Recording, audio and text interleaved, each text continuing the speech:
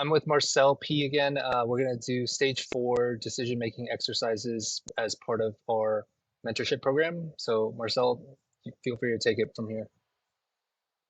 Cool. I have listed out a few things that we can sort of test ourselves on based on decisions that some of the top players in the VODs will be reviewing, will be making, see if we can get these things right.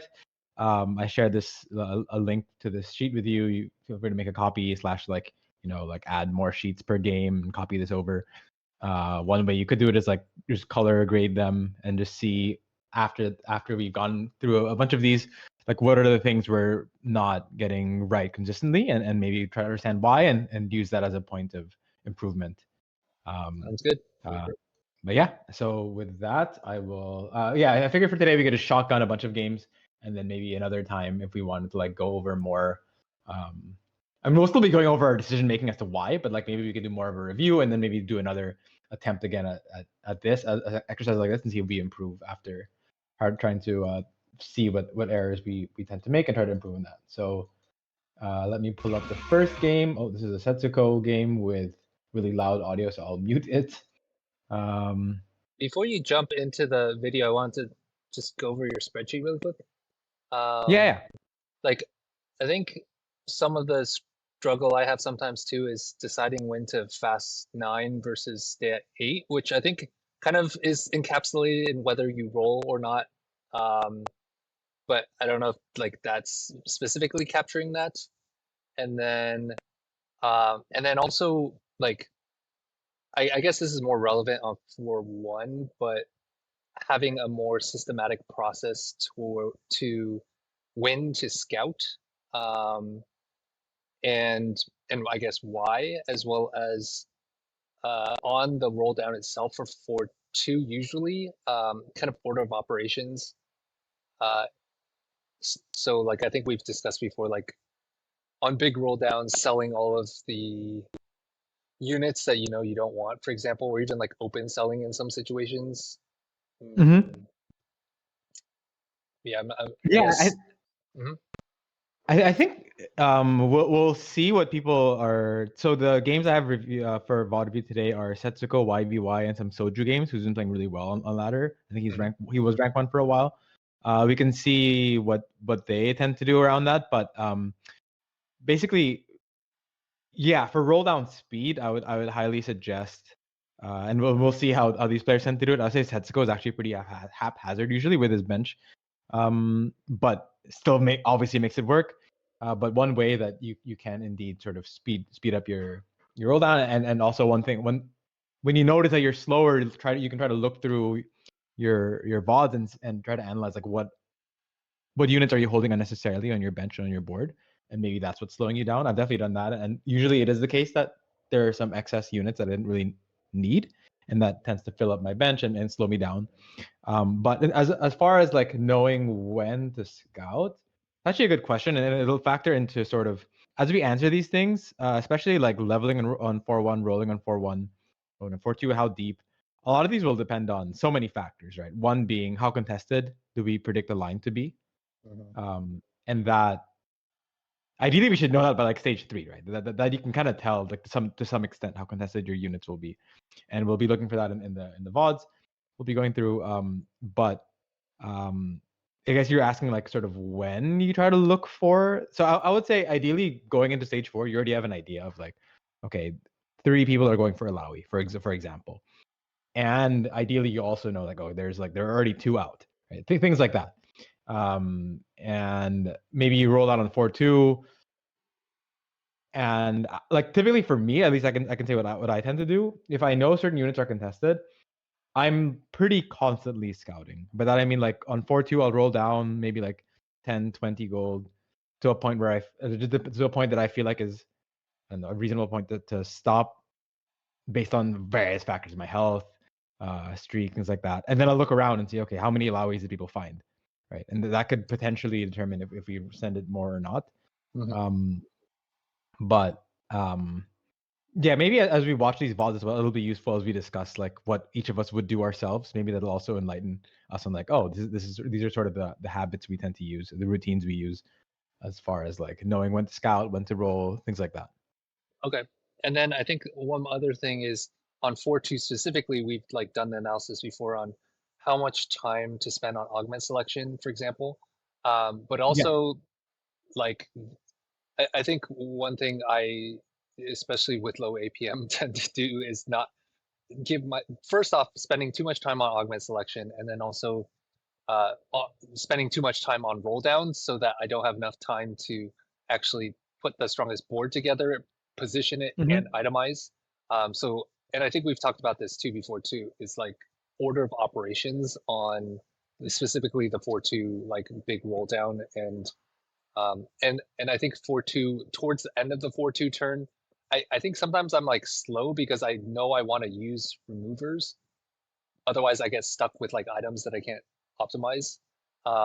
Whereas, like I feel like in the past, before you had a bunch of removers, I would almost always just leave items for last. But now Hmm. sometimes I'm like, oh, I need to remove items first, and then I like have to kind of context switch between itemization versus like completing my roll down. Yeah, I think it is the case, especially depending on how many item drops you get on 4-1, and if you're rolling on 4-1. There can be a super high APM turn in terms of leveling, swapping items. You also often want to make items based on what you hit. So Right. our operations can change as well, right? Like while maybe you want to make items ASAP to save yourself time, well, doesn't it also depend on if you hit a 2-star 5 cost, for example, you're probably going to want to have your items be very different, right? Or even just finding a 5 cost that you're never guaranteed to find. Or if it's Victor Portal, you find I don't know, you find a Mel or something like that that you want to itemize. So I would say, from watching many other players that I consider better than me also mess up things that are high APM, I feel like so long as you're not very consistently, having like fielding an awful board or making egregious mistakes with your items on 4-2, I feel like it's actually not usually like, at least the impression I have, is it's not usually the bottleneck. Mostly, I say that mostly because I see that a lot of these players, and some of these VODs will see them as well, they make those mistakes and they get away with it because their macro decision making is so much better. If that makes Mm, sense. okay. Um, I will agree with you though in terms of the augment, time spent on augment and time spent on items is something that one can easily mess up, and I think that in particular, these guys don't tend to make that mistake. They don't tend to overspend, like 30 seconds on an augment Hmm. decision on 4-2 when they know they have to roll down. So if you yourself or viewer feels like that is a point of improvement, then definitely try to police yourself more closely on time spent on augment. But when it comes to like so many units on bench and so many items to make, like you can give yourself a little more leeway in that. At least that's my opinion. Okay. Cool. Okay, so this first game I think actually goes to a question. Oh, okay. So I didn't get to set aside like what portal each game was in, or like make a note of that. So we may have to go back and figure out what that is. But let's see. Okay, can you see my screen right now and the VOD that I'm reviewing? Yeah. Yeah. Okay, cool. Uh, so let me. So this is a 3-7 spot of Setsuko where he's 100 HP, 80 items, has a pan GB2. Okay. Let's briefly go back. It'll be a little annoying, but let's just very quickly go back for this game and figure out what the portal was, and then jump back again. Yeah. That way we're at least like, and we may be doing a lot of jumping back because we're also gonna want to know potentially like. Well, I'll ask you actually, so we can figure out like what things that we both agree on and disagree on. Like what exactly we'd want to know in terms of what units are contested and not contested. So it looks like it's Mel 40 HP portal. Okay. Okay. Uh, Let's go ahead and like jump to the end of the creep round, I guess. Okay. By the way, as a complete aside, just for a sec, I feel Yeah, like no worries. my understanding of augments is a very big weakness right now, whereas it was far less so in the past. How are you approaching like? And I know this is probably more of a like completely separate topic that we can do a deep dive into as well. But Mhm. what's your process for determining what best augments are now? Is is it a lot of like VOD reviewing and paying attention to what other people are doing? I guess seeing like what wins in your lobbies and like just paying closer attention to it, kind of like anomalies. So as far as I feel like there are outlier augments that are just always like very good. Examples of these, prismatic pipeline is very, very good, right? Obviously, I think they nerfed it slightly, but it's been very, very good. Things like in most non-sentinel comps, the immovable object on 4-2. So I guess so. There's one category which I would say like sort of most people know these things are good. That I will say, if you feel like you're lacking knowledge in that sense of like augments that people at the high level will agree on. I think a lot of that is watching, honestly, players, the good players, and they will often like comment on what is broken, what is not broken as far as augments go. So that's on the outlier side. Now on the more like specific to a line augment, um, I would say that sort of goes hand in hand with like what are you generally looking for in a game, right? And so then like one reasonable way of looking at augments, I've heard a lot of good players go over this, Robin, Dishop. You kind of want a balance of augments, or you want like what like generally, assuming no portal, you want like maybe one item augment, ideally on 2-1 with a strong board. You probably want at least one econ augment, and then you probably want like one combat augment, right? It's like one like reasonable way of looking at it. And so long as you, let's say there are a bunch of new augments in the game, right? Which there are on this set, and we don't have stats for them.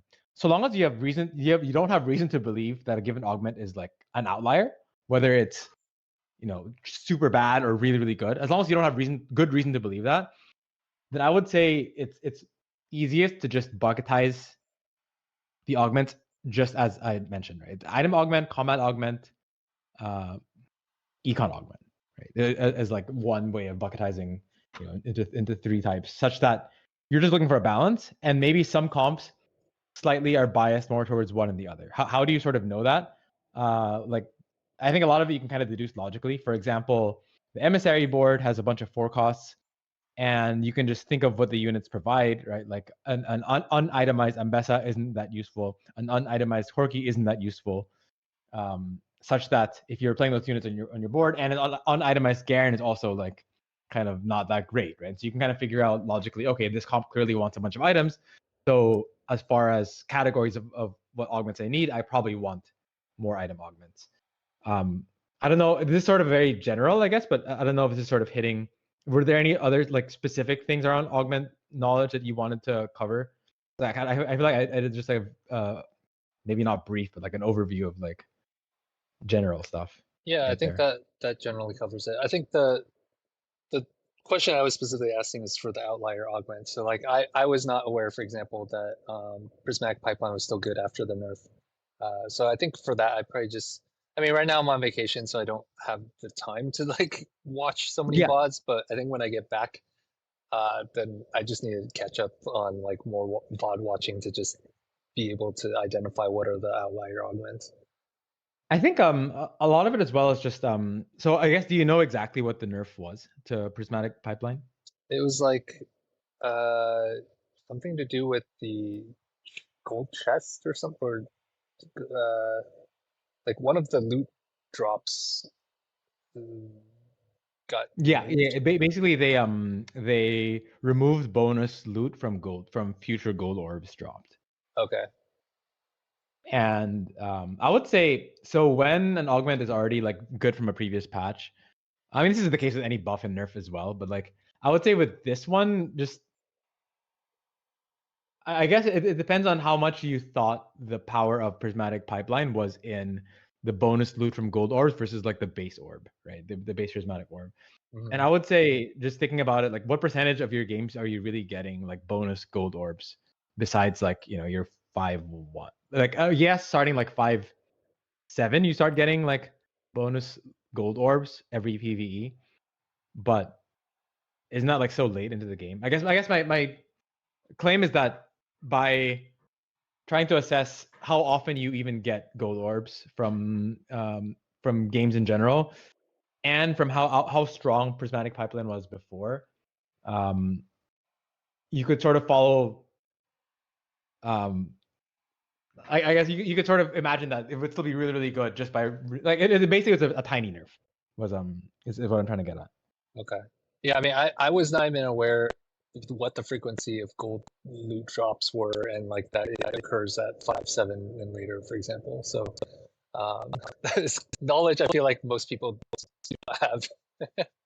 Oh, gotcha. Yeah, I think the gold orbs are just so the PvE gold orbs are just like the full item anvil you get. Any full item orb is always going to be a gold orb, and so Oh, okay. then that's why 5, 7 and 6, 7 are always gold orbs. And from having taken Prismatic Pipeline a ton in the previous patches, I know that basically what you get is usually it's either one component or like a bit of gold, like something to that effect. And so, and given that your placement is already like kind of like your placement is already by 5, 7 like kind of set in some way, nerfing something like that isn't really going to affect the overall AVP um, an augment all that much. The other thing being obviously you can get bonus gold orbs in general, like on 3, 7 and 4, 7. But the likelihood of those, I don't know if it's released as a table in terms of how often those are dropped. But I mean, you can kind of tell from your games empirically, like how often are you really getting like a random gold orb out of nowhere? It's like I don't know. To me, it feels like a one in 30 games. One in 20, maybe one in nah, that's not true. Maybe one in 20 games, 1 in 15, 1 in 20 games, such that like it, I wouldn't expect it to affect your AVP all that much. But Okay. I guess the other thing too is like in Discords, I tend to see people complain about augments a lot. So yeah, a lot of it is just being privy to people's like discussions on augments and whatnot. So Okay. Cool. We can yeah, go ahead. we can keep going with the VODs. Okay. Um, all right. So this current game, we have again, they're saying 80 spot, 100 HP, bunch of items from Prismatic Pipeline from Eye for an Eye here, Augment. Um, okay, so let's go over. Let's first go over like how do you assess this overall spot? Like what is your overall like 100? He's 100 HP. Like what are you thinking right here? 100 HP. So the first thing I'm trying to figure out is just what like units he wants to angle towards this and like comp. He has IE Last Whisper slammed, Mm-hmm. which indicates to me most likely he wants to play towards like it's like Corey, especially already has to allow Mm-hmm. like a cat Oh, sorry, your basically. your audio. Oh, you're cutting out quite a bit. Maybe your Oh, connection is not as stable. um, Um, my battery is actually low. Uh, let me might move inside in like the bathroom. So okay. now Yeah, it's just your with audio the is cutting out a kids. little bit. Let me get inside. Hey, how about now? Yes, I can hear you Okay. now. All right, cool. All right, sorry. Um, Is okay. this better? Hopefully the connection is a little better. Oh yeah. So I guess what is your like assessment? I guess you're saying probably a Corky line. Okay, yeah. Probably Corky by default. I guess it could be playing towards for Emissary Academy. Um, Probably those two, unless you like hit an early Jace on a roll down. And then what is that second augment? That's Eye for an eye. Basically, oh, eye depending on for an how eye. many units die, yeah, you get components. I think every 13 units a die, I think it get you +1 component. Okay, so then given that we have a lot of extra items, I'd lean more towards the emissary line than the academy line, since academy gives you items and we don't necessarily need more items. But the pan, I'm not sure what I do. I guess the pan could be like quick, uh, quick striker with Ambessa since that's already in the shop. Uh, I'm Makes actually sense. not too familiar with all the Go ahead. pan emblems. Yeah, I don't know. Actually, I guess artillerist is a reasonable one if you're playing emissary. How would you assess like his overall like what so you mentioned sort of the potential lines you could play based on his items. Um, so I guess what I, like sort of placement range do you think he should be going for here? I mean, play for first basically, which probably means he could probably just try to go fast 9 here. Yeah, Um, I think that's I think that'd probably be like my main thought process is do I fast 9 or not? And I think a lot of that would depend on like how much gold does he need to roll to improve his board right now, right? mhm. Um, the other thing too is like how much do you care if um if you don't roll on like the biggest fear with fast nining is that if you're really dependent on hitting very specific units, you might not find them if you fast 9, right? Because your opponents may take them all if the line is contested. Mhm. Um, but as far as I know, at least in this line, the AD line, if you are this far ahead, you are not too concerned about not finding the Corki or even Mbessa, because if you're rolling on 9, especially, you can play around Jinx, you can play around Jace backline. So I personally would think that I wouldn't be too concerned about like trying to, because sometimes you can argue that you want to dig to find copies before your opponents or at the same tempo as your opponents on 4-1 or 4-2. But I think given he's 100 HP, I think if he was 70 HP, be a very different story.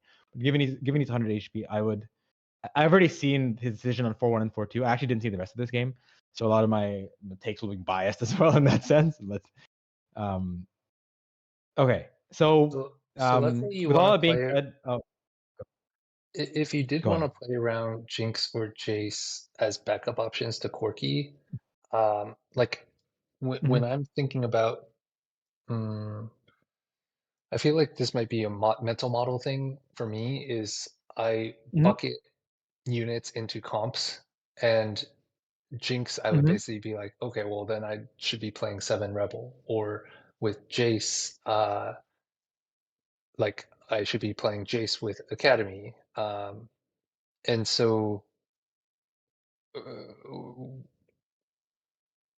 I guess if the primary game plan, I guess with Corki, you're playing around Academy anyway, but with Emissary, like let's say you try to roll for the Emissary board and then you miss on Corki, but then you hit like Jinx. Um, like, Mm-hmm. are you just playing just like a Jinx and another Ambusher, like Echo with the rest of the Yeah, Emissary I board? would say Just being aware of the 5-cost AD packages is quite useful. mm, So, for example, let me pull up. You can still see my screen, right? yeah. Yeah, so I would say Rebel is quite nice on Jinx for the attack speed, and there are a few good packages with Rebel anyway. Um, so this is like a very cookie cutter, which is not always the best line you can play, but this is like a very cookie cutter variant of level 9 AD board that you can play. It's very good in Bronze for Life. I mean, not very good, but it is a good option in Bronze for Life because you get a bunch of traits activated. There are many ways to activate several traits, but this is one of the good ways to do it with AD. So this is more of a board that I have committed to memory. I think I saw Wajan Iverson play this a while back now, early on in the set. And where's this guy? Garen. And it's a lot of frontline, but it's a lot of traits. But basically, I wouldn't say that playing this exact board is like always ideal, but um, you can sort of use this board as a template, and you get packages out of this board. So here you have one of the main packages is Alawi set gives you Rebel. Yeah. Mhm. Elise set Jace, Form Swapper, Bruiser. You have Echo Jinx is an obvious one, and when Echo goes with Jinx, Rumble is always like something to consider, and Rumble goes with Lowy, right? As Sentinel, and then you get Scrap potentially for like an extra +1 item, which is useful if you're hitting a Lowy 2 or Rumble 2. Scar gives you the Firelight. Garen is just a good unit, right? Is usually your main frontliner here, but obviously you can 2-star this, you can 2-star this, and you have many options. But this board tends to work because you have such high value in your board. This is more like a fast 9 kind of board, right? Fast 9, have a bunch of gold, 80 items. You can, if you 2-star the Jace, you 2-star the Jinx, you miss one or the other, like you're fine. You itemize whichever one you hit. And when you're playing, towards Corki, but you're able to go to 9, like, it's much better to play around the Jinx. Like you, depending on your leftover items. So let's say your leftover items are like 580 items. I think this board tends to look pretty good. But if your other leftover items are more like AP, then let's say your AD items, one like 80 item package and one AD, then you start to think about 7 Rebel more, right? Because then your AP items can go on a Zoe, right? And then maybe you try to find the other rebels on a roll down, which I actually was undervaluing quite a bit myself. But having watched some of these VODs, I've seen people lean into, like, you find the Jinx and you start to pivot towards 7 Rebel is also an option. Usually that's on level 8 though. Okay, so I guess I'm also wondering how would you have figured this out if you didn't happen to stumble upon seeing Weijin play this? Like, would you have theory crafted out like, okay, Jinx and Jace are probably the best backline AD item holders, and then you kind of work backwards from there to get to this? Like, are you doing a lot of that theory I think crafting it's a yourself, or is this, yeah? I would say I am not that big on just like true, like pure theory crafting, like in the team planner, because in my opinion, it's not efficient. It's not time efficient enough. You can put whatever you want on the team planner, but you're never truly gonna know how good it is unless you see it like in action. And I think a lot of your games, there will be, like, maybe not every game, but you will be in games where people are able to fast 9, and you will get to see what resulting board they end up with and how well they place. And ideally, you're in higher elo games, and so then you can see, better execution of a fast 9 spot. But even through PvE, I was already seeing a lot of players, attempt to fast 9, seeing what board they go for, and you gradually learn that, like, Jace backline is super good just by seeing people ending up with 2-star Jace, 3 items AD, and like, and you don't even need the Jinx here necessarily. One of the best traits in the game is 4 form swapper, right? If you look at just like overall AVP, 4 form swapper is usually very high. Yeah, it's 3.86. Mm-hmm. Right. It's like as high as like 6 Academy, for example, right? Which is, or 8 Enforcer, both of which are enabled by SPAT. And then 4 form swapper is almost always going to be Jace carry, right? Maybe like in some cases, it's a 3-star Swain that you got to, or 3-star GP that you got to level 9 eventually, or found a Jace, but like oftentimes it's also like a Jace itemized. And so that's another option. You don't play the Jinx, you play 4 form swapper with some other packages. But yeah, that's sort of how you glean it. Or you glean it from trait stats. You can glean it from other people's boards and that Okay. are fast nining. Yeah, I would say, like, if you feel like you're really really not aware of like what good level 9 fast 9 boards are, like, try to like pay a lot of attention in your games to like what people are doing and how well they're finishing, because it's not that uncommon, I think, to have like maybe at least one every 3-4 games someone will attempt it and you can see how they do. Okay. Good to know. That being said, I have no idea what Setsuko goes for here, but I would be thinking of a board like that for sure. Given that, well, yeah, I guess we can go through the exercises with this one now. So I sent it to you but yeah, we said, okay. So items. What are you thinking about items here? All right, so if we want to lean towards either Corky, Jinx, and Jace, Jinx definitely wants Shojin. Jace Shojin, I assume, is good. I haven't actually looked at his itemization. Like he's basically AD caster, right? Um, and Yeah, I think then Trojan is like not the best, but not the worst. Yeah, but just usually any generic 80 items are really good. yeah, Corki, I feel like Shojin's not as good. You already have some fire, so you need to kill the bow. So I assume it's just GS. Mhm. And what do we say? Pan could make. If it's Ambessa, it could be Quick Striker. Let me just pull up item chart. Oh yeah, the pan options here are ambusher with glove, artillerist with sword, visionary with tear, quick striker with bow, pit fighter with cloak, and sentinel with chain. Okay, so yeah, probably as you mentioned earlier, artillerist could be sentinel. Um, artillerist. I mean, if we want to get to 9 most cost effectively, is just keep trying to play strongest board, which right now would probably be just quick striker, put in Ambessa, and then you could make like BT Titans Hodge or like Edge of Night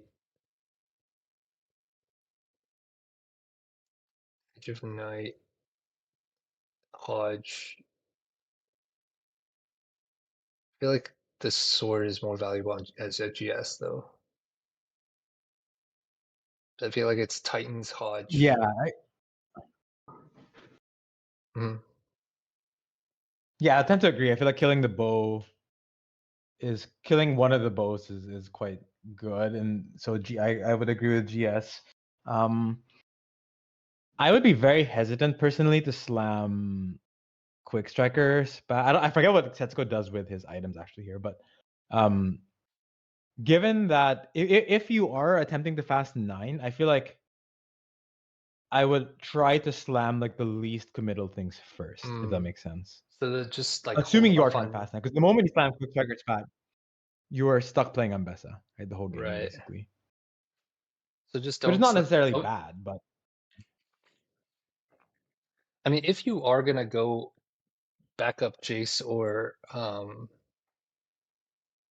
because Ambessa you can still play with Corki regardless, right? Like because then you could put Quick Striker on Corki. So it's more so like if you end up hitting Jinx or Jace, and I guess if you went J, I guess for either Jinx or Jace, it could be Artillerist on them since you're playing Ezreal, right?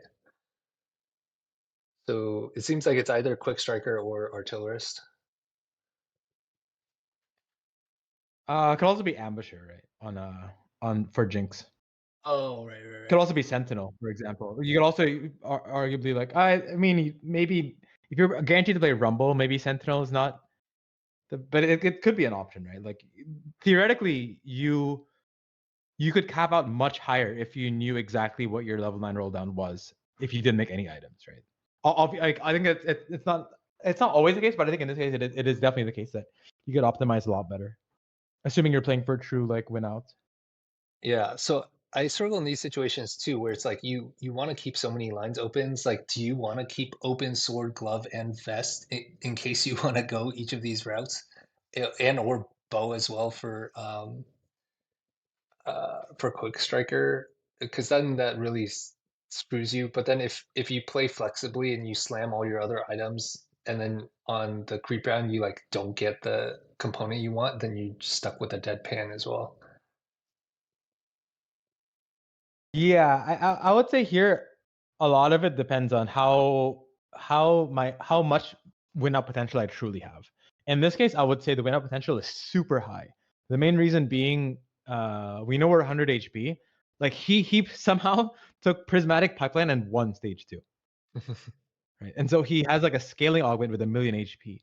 And so I feel like I wouldn't care too much to like lose like all item slams do is just save me like a bit of HP, right? But I would say we already have such a surplus of HP that I would rather err on the side of under slamming items and under committing to truly give myself a good win out potential. The other thing, which we can see if we really wanted to spend the time is look at the rest of the lobby and know how much win out potential do our opponents have, right? Hmm. Um, So if we want but yeah, least I would say that would committal, factor in a lot.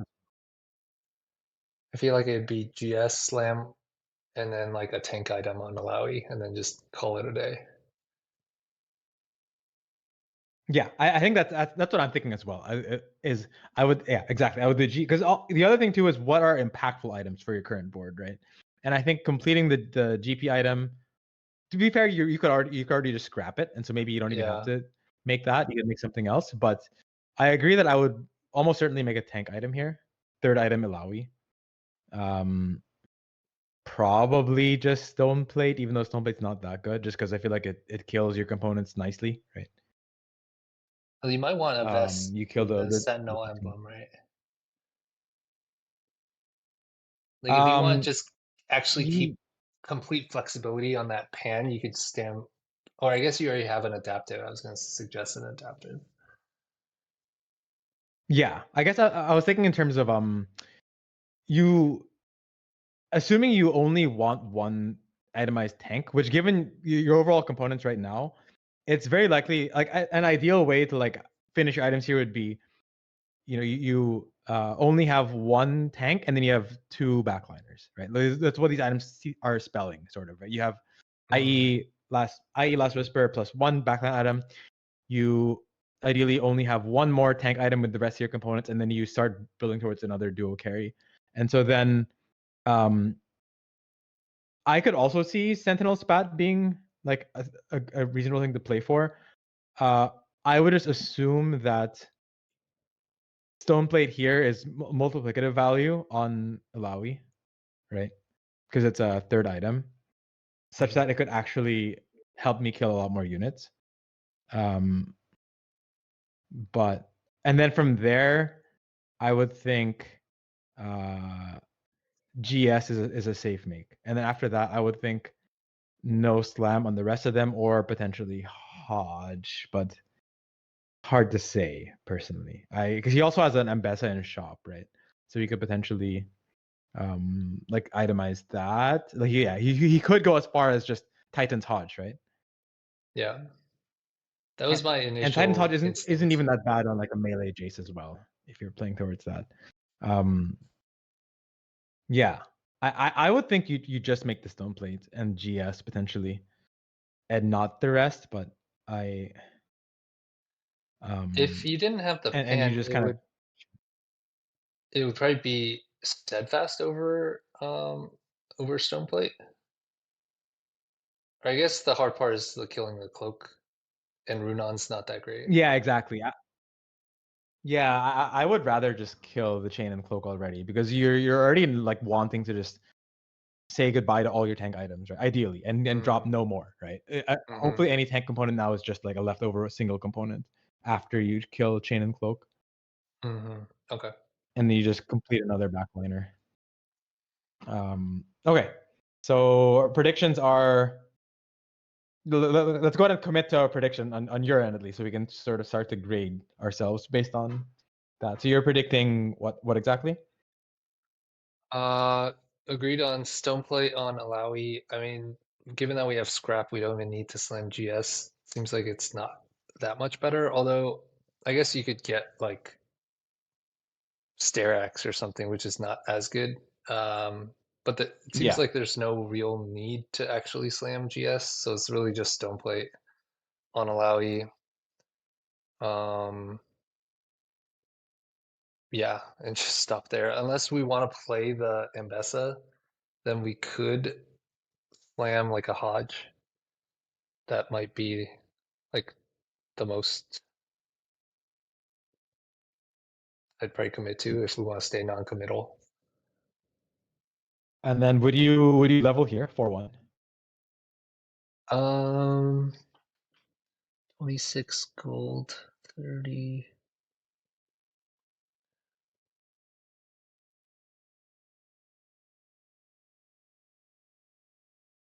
If we did level, it'd probably be to play the Ambessa. Um, so yeah, I'd probably level and play the Ambessa.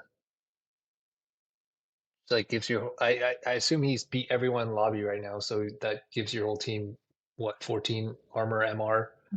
You're full Lottery difference. streaking. Yeah, yeah, exactly. You would have over 30 gold. You might be able to hit 40 gold if you're willing to sell some of your units. Yeah, I think Yeah. it's straightforward level. And then what do you roll? Mm, so I think that comes back to the do we want a fast nine or not?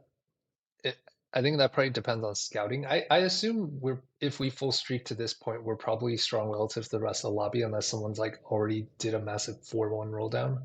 So probably not roll. Yeah. Okay. So stone plate, that's it. Oh, would you say because you're leveling, you said you would make the Hodge on the Ambessa or not? If it makes fight diff, I probably would.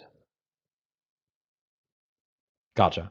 So I think what I would do, which again I already forgot what Setsuko did his items. I just know that he does indeed try to fast nine from what I remember. Yeah. I would think stone plate. I would make the GS just because I already have two bows, and then I would swap. I would level for the Ambessa, and I would swap the because I'm making GS. I would swap the set for the Trundle, and not scrap, and just have the GS on, and have the 2-star set. But and then I would probably not slam Hodge, just because I don't think it would make that big of a diff in terms of fight diff. I would agree the components a lot, but I don't know if that's right. But yeah, Even if you knew it would I'm make trying to fight see. diff, would you not slam? Oh, if I knew for sure, I probably would because it's a lot of gold, right? I think one win would be actually, yeah. If I knew it, if I did for sure, I'd probably slam it. Yeah. Okay. Hodge. Yeah, I'd probably slam Hodge. Okay.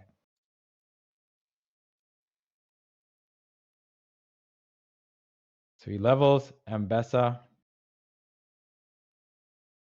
Oh.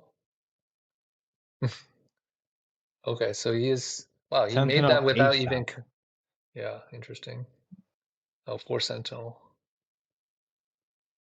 GS. Does he make it? He's not putting the set in. Just shield value? That seems to be just a mistake. I assume the set over Trundle is a slight mistake. Slash that he gets an item on Trundle, I guess. Yeah. I would guess it's a slight mistake, but ultimately he does go for the GS, and then instead of the stone plate, he makes a Sentinel, which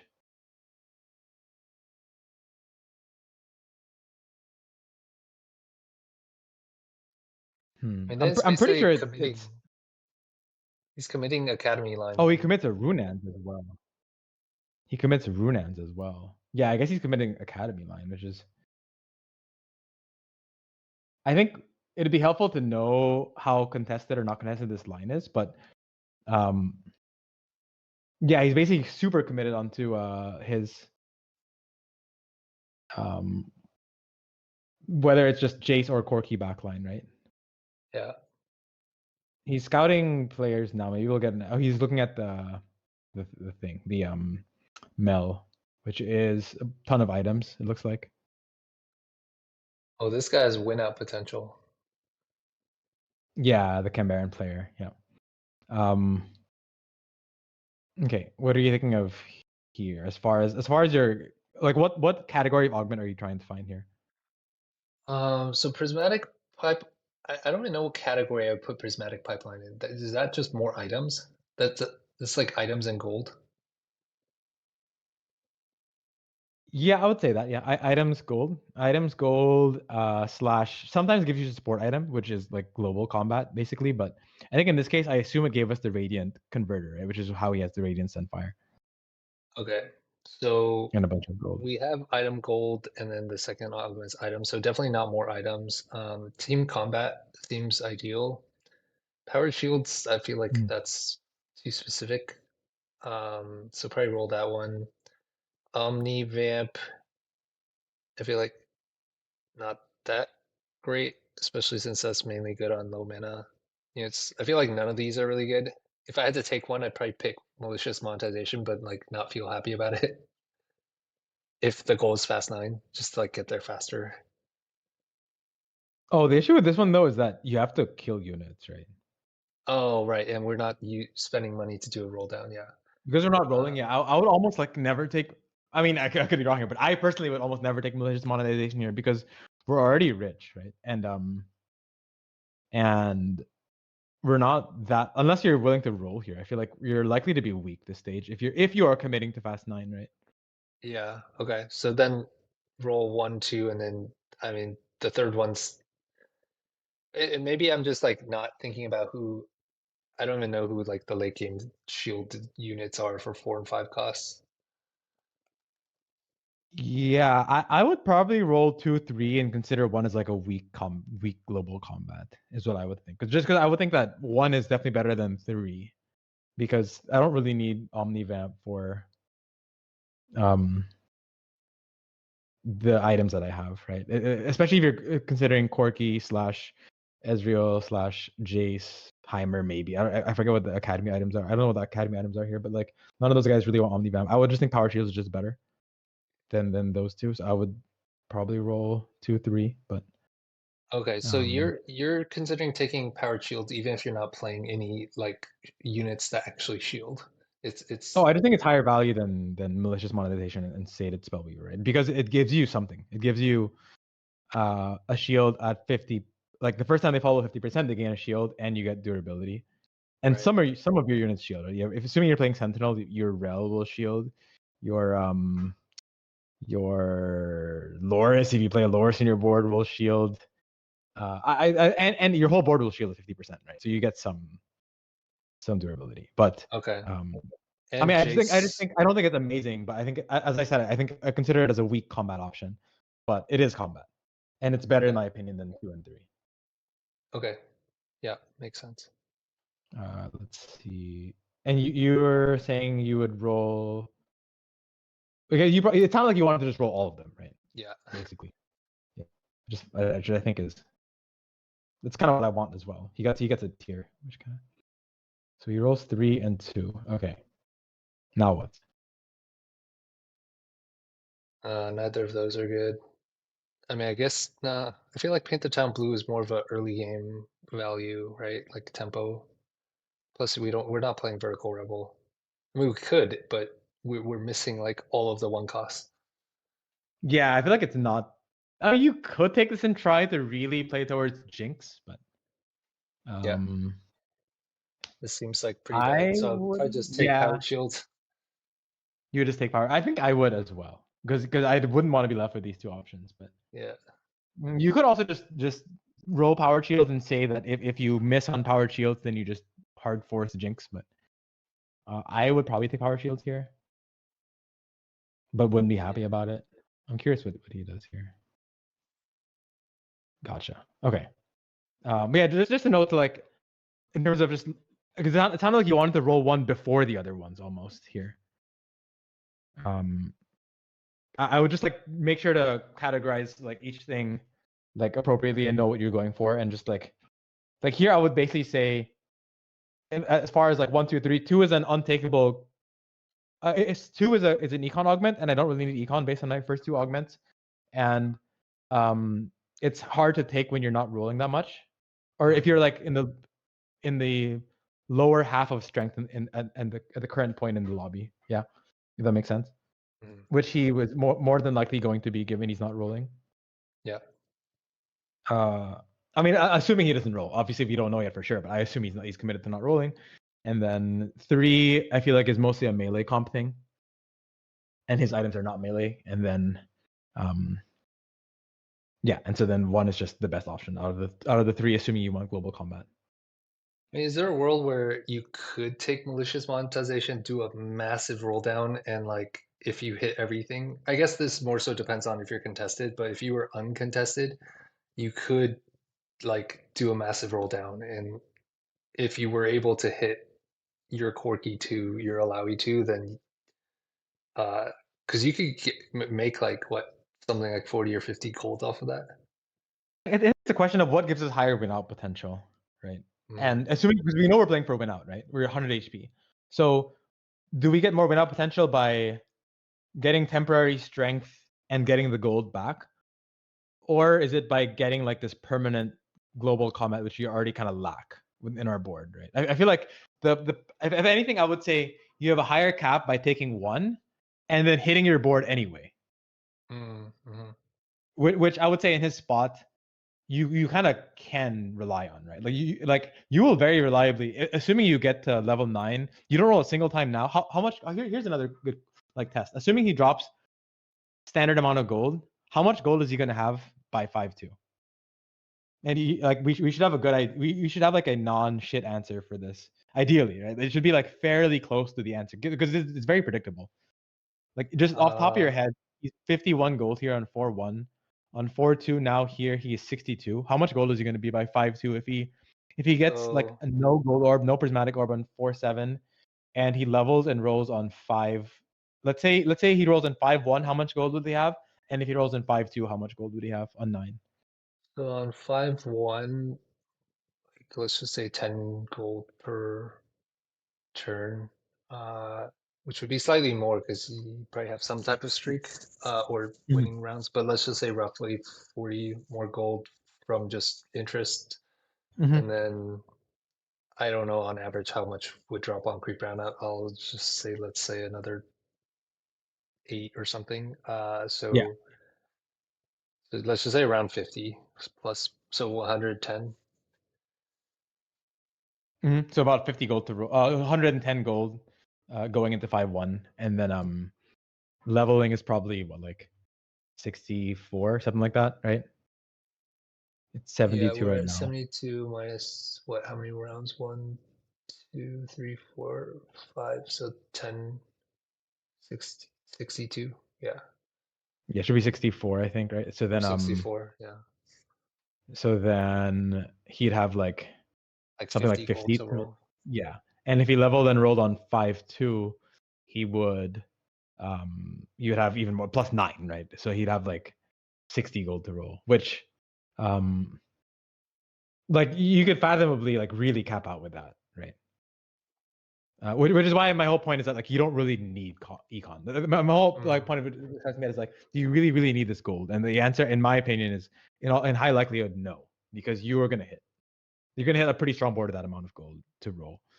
I Um, forget for going fast 9, like when you're at level 9, how much gold roughly you want to like hit. Like I think like on a level 9 roll down, you'd probably want to hit at least one 2-star 5 cost, ideally two 2-star 5 costs, which would be like around 60 gold. Just it I don't depends know how how many much. lives you are expecting to have, right? Which also leads us to the other question of how, if he doesn't roll a single time here, how much HP is he gonna have by 5-2? So if we assume let's just assume worst case that he loses every fight, Mm-hmm. which is one, How many? 2, 3, 4 rounds.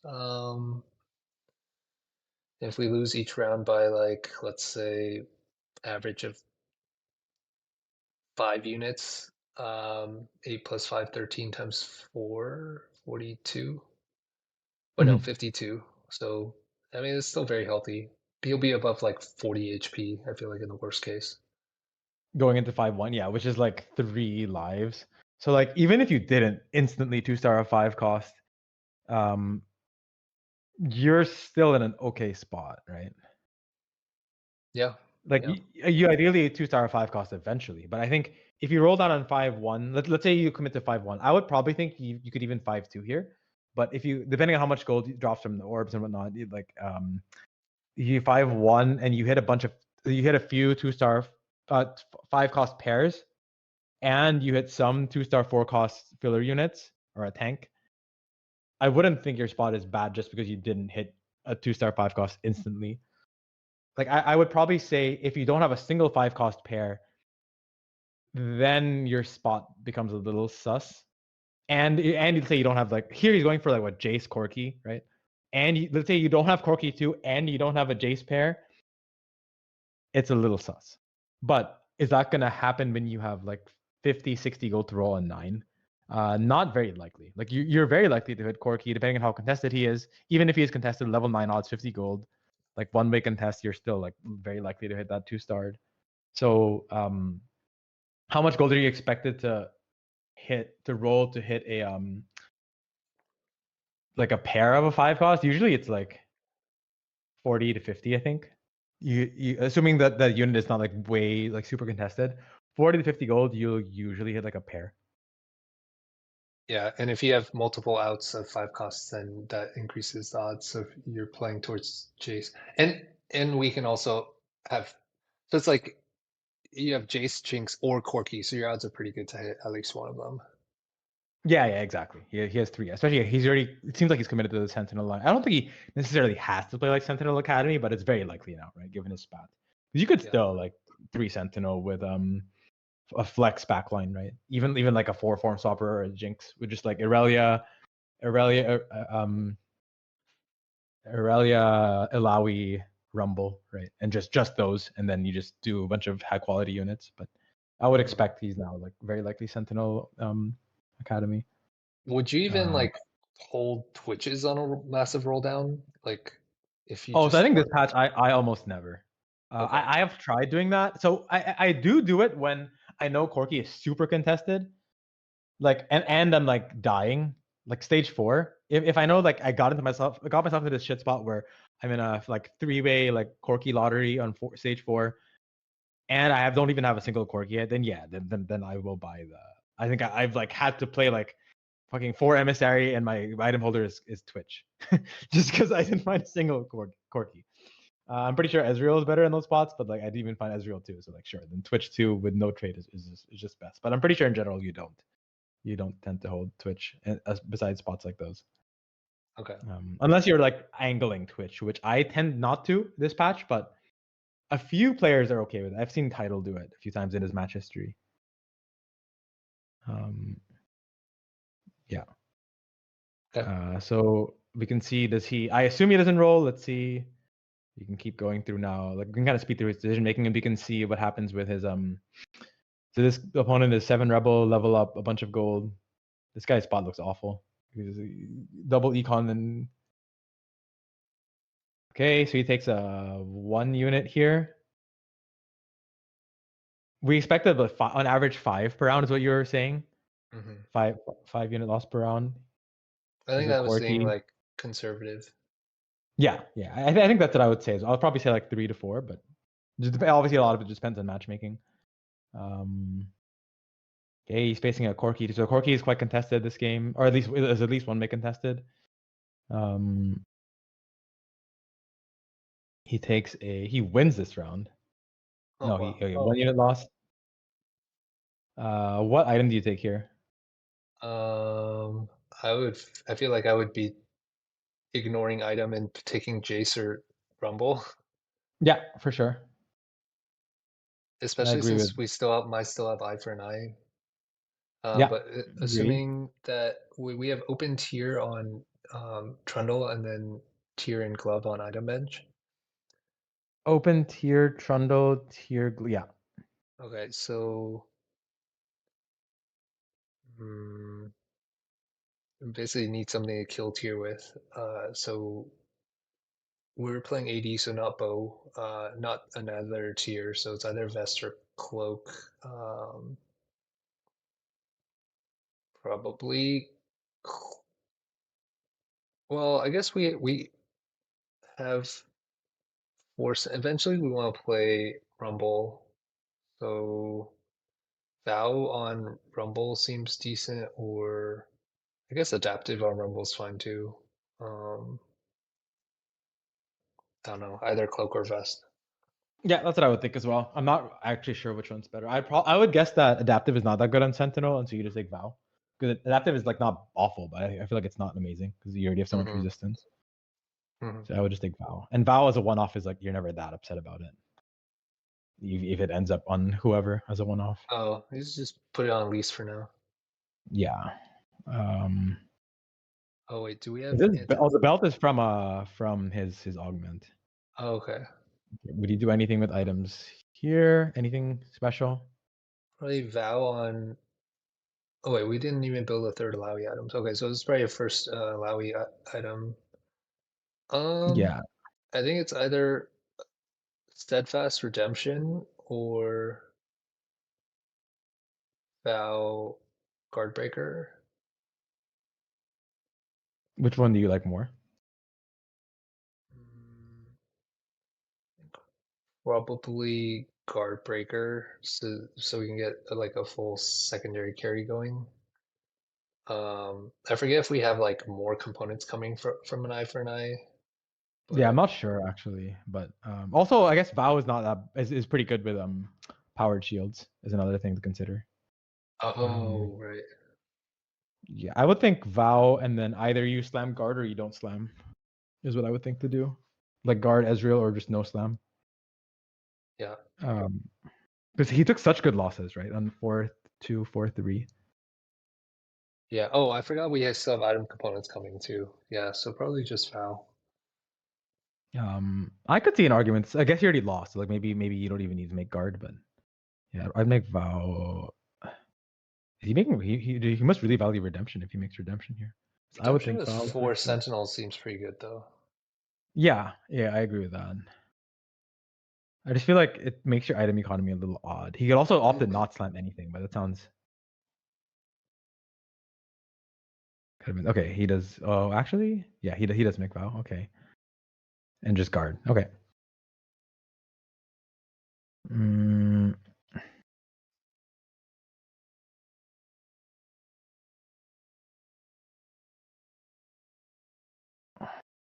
how are we doing so far? By the way, on the I don't know if we got to do it on and exactly here, but like on items on 4-1, like I think yeah, if you wanted to, I would suggest like either making a mental note or even writing down in your thing if you copied this, like whether you got these right or wrong, just so you could try to draw a pattern with the next game. But if I recall, like 4-1, we were both kind of a little wrong, right?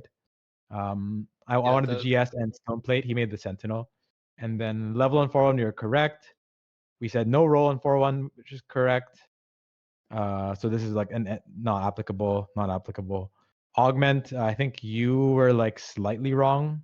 yeah, And then you can feel free to like if you want to grade yourself orange or some in between score, that's fine as well. Roll in 4-2, we're correct on all of these. You just said no roll, right? And then now we're about to grade ourselves on anomaly. yeah. Okay. Which actually is kind of hard here in my mind because like who okay. Like pretty much Alawi, right? Uh, yeah, I feel like Yeah, we I just, I would want to know how contested Alawi is this game. He also has a Corki on his bench, and so it depends how committed he is to like playing around a Corki. But but we know it's one that of the there's at least the other Corky 2 running around, so I feel yeah. like There's it at least almost three has to be Corkis on. Alawi. I will say though, I feel like in his spot, the anomaly is not that big of a deal. Like I feel like his board is projected to be so far ahead of tempo when he rolls down in 5-2 that Mm, the anomaly is such a minor detail. If anything, I would say wasting like 20 gold on an anomaly would really hurt more than getting like a Abyss anomaly. Because like I think when you have like a reroll comp, your anomaly is really important because your anomaly makes up like assuming you can assign like what percentage of your overall power is your anomaly, it makes up some non-trivial percentage when you're a reroll board that's like level 6, for example, like Violet, right? Your anomaly makes up, you can argue like throw an arbitrary number that 30% of your board strength. That's probably way too high, but just for an example. And in this case, his anomaly is probably going to be like not even 5% of his overall board strength, right? hmm. Yeah, Because he has okay. all these items, he has all these high cost units. Like who even cares what he? I can even imagine a world where he literally has no anomaly and still wins. Unlikely, Yeah. but it could even happen, right? And there, so I guess I almost always think about taking anomalies for either carry or tank, but there's so many support anomalies too that you could angle towards. Yeah, I could.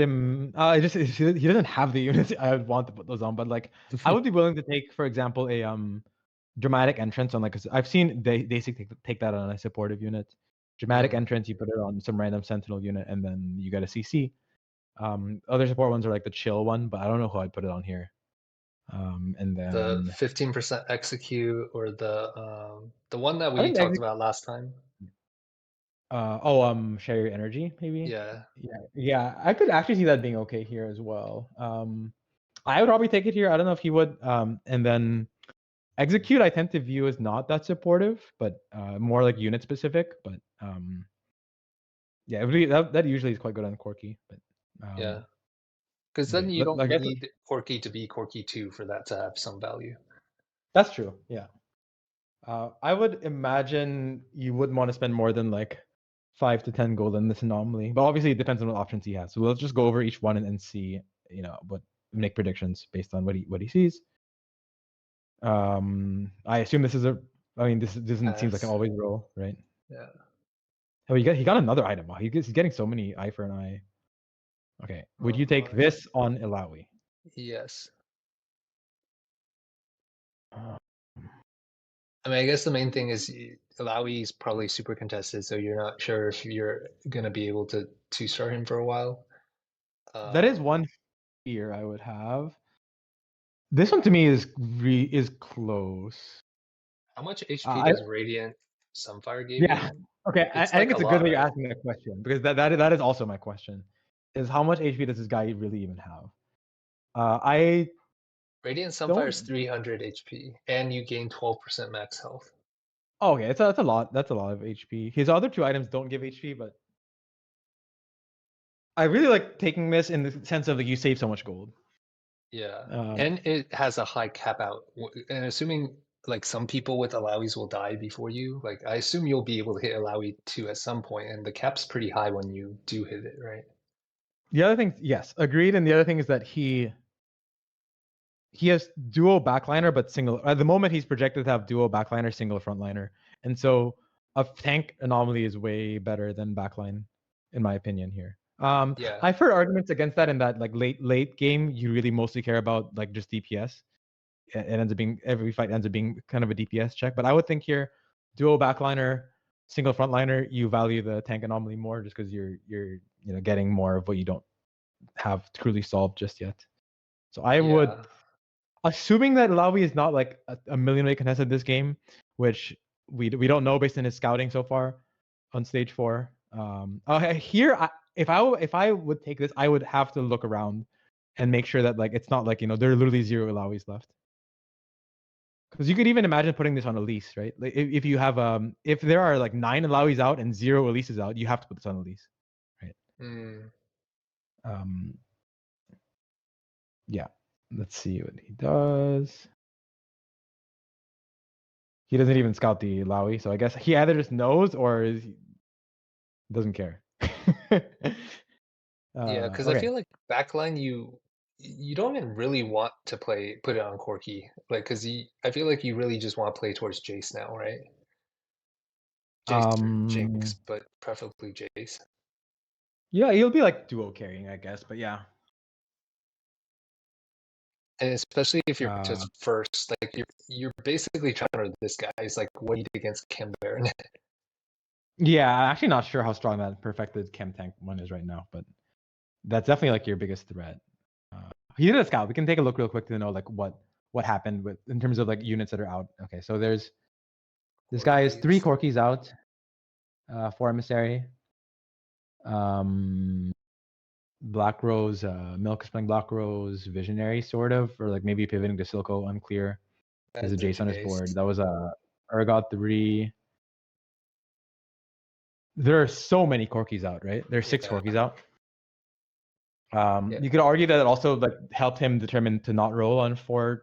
I don't know if he knew that going into stage 4, but like you can easily argue, okay, because there's so many Corkies out, what even is the value in rolling on 4-2? It's quite low, assuming that you have to hit Corki 2 to improve your GP2, which is what he's carrying. So it helps you decide to not roll here. What else are we noticing? There actually aren't that many Ilawis out, right? Yeah, Just two. this guy, I think. Oh, One, wow, that's it. just one, yeah. So that's probably why he was very. Oh, Ralph didn't have another I mean, bench. I couldn't what's tell. up? Oh, the other guy didn't have one. I don't think so, I thought that was an on but yeah, it makes it very bench. easy. Oh, you saw another one on that. Okay, yeah. So there's 2 out then, which makes it easy to commit the anomaly, right? To Yeah, Ilawi. although he And didn't then we have predict like Yeah, he didn't really scout it on that. Maybe he knew like generally going into stage 4, like how many people would angle allow. I mean, it's hard to say exactly, but if he knew that or not. But okay, but yeah, we assume he loses here. We said he would be around 40 something HP. Looks like he won. He lost a few rounds by less than you had predicted, right? Which is why. Yeah. Okay, so opens. Oh, he actually levels early here. So he levels. So we said we would have about 50 gold to roll on 5-1, which I think is a little. We undershot it a little bit, right? He has about 60, right? Assuming he drops like 10 gold from neutrals here, it's 50, and then plus econ is like 60, and then he could even sell some units, so it's like so it's like 60 plus gold. I think we you didn't get to bring up like the unit he gets from carousel as well. It's also +5 plus like 3 gold, right? Yeah, and we weren't. I was counting like selling board value of the units that you have that aren't. Selling some units, yeah, and you also got some streak value here, right? I think you did mention streak value, but yeah, you're also just very like rough-handedly going over the amount, so it's not like we were like dead wrong or something like that. Okay. So like at this point, basically our stage 4 decision making is like almost done, right? I think well, obviously let's look through what ends up happening in this game, but like ultimately his decision making process here was, I mean, led him to just fast 9 and didn't roll a single time on stage 4, assuming you don't count this as stage 4 rolls, right? They're basically 5-1 rolls. He's just doing it at the same time, I assume. So He committed to a line that I would be holding doubles here. So he's like not considering jinx. Oh, did he skip a jinx? He did a set. Oh yeah, he's not even considering 7 rebel. Like the board that I was saying, right? He's not considering that cookie cutter level 9 board I was mentioning. He could still play it with the Sentinel, right? You get 3 rebel with Irelia, but yeah. Would you make this Elise here? Yeah, because we want to play versus Chase, so yeah. Oh yeah, foreign swapper. Yeah, it makes sense. You probably just make this then. Yeah. Okay. Do you buy the Malzahar? If we pop the anvil and it's a sword, we could do Shojin, Des, Guardbreaker, or Malzahar. So yeah, probably as like a dual carry.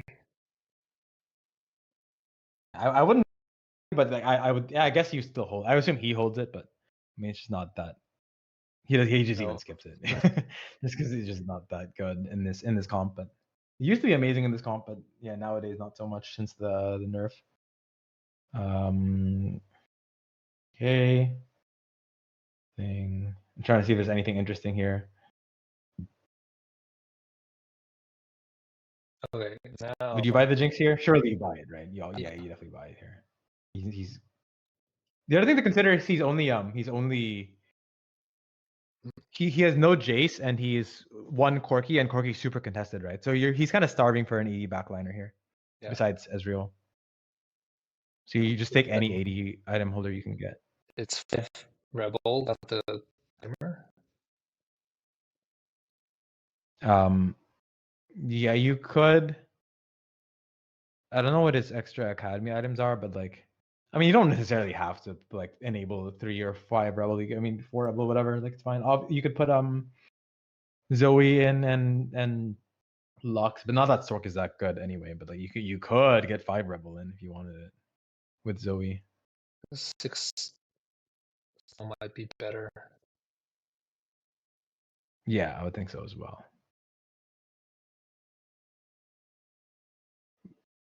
Would you have made the timer too?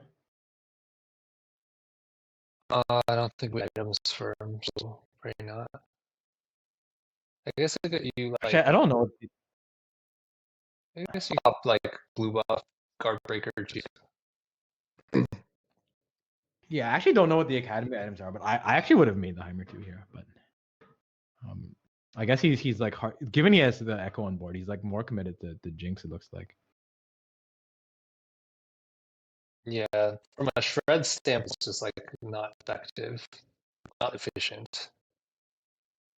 So he does go for the Spy Rebel board.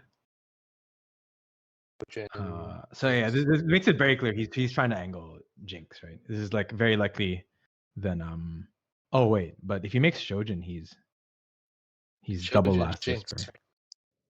Oh yeah. But then you're double Last Whisper, huh? So, I mean, that's probably fine. No. It's probably, yeah. I would think because the alternative is you go Shiv, which you don't really want, or GS Hodge, which is also not even that good. Yeah, I'm fine with double Last Whisper then.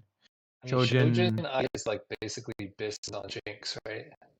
yeah, Shojin IGS, Last Whisper the guy, Last Whisper the Ezreal, another Last Whisper somewhere else. You could also go Shojin IE Guard on Jinx, which seems slightly better than GS. I don't know if he has 3 removers. We could probably fix that next turn. Yeah, it goes for the Shojin IE GS.